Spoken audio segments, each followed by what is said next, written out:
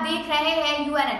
बिहार के मधुबनी जिले में होली के दिन 5 लोगों की हत्या के मामले में भोजपुरी पावर स्टार पवन सिंह ने एक भावुक वीडियो बनाकर कहा कि वो जल्द ही मधुबनी जाएंगे और पीड़ित परिवारों से मिलेंगे। साथ ही साथ पवन सिंह ने बिहार सरकार से अपील भी की कि जल्द ही जल्द अपराधियों को सजा मिले। पवन सिंह ने और क्या कहा, आइए देखते हैं।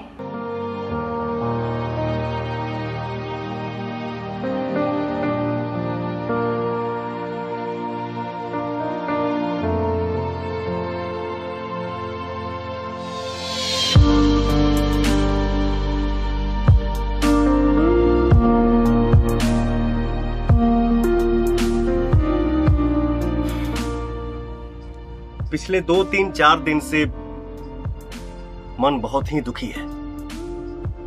बिहार के मधुबनी में जो घटना घटित हुई है उसे मैं कड़ी से कड़ी शब्दों में निंदा करता हूं और बिहार सरकार से मांग करता हूं कि दोषियों को जल्द से जल्द पकड़ा जाए और उन्हें कड़ी से कड़ी सजा दी जाए ताकि इस तरीके की घटना दूसरे परिवार के साथ ना हो पाए। इसके अलावा मेरे पास कोई शब्द ही नहीं है। मैं पीड़ित परिवार के साथ हूं और आप लोगों से बहुत ही जल्द मिलने भी आ रहा हूं।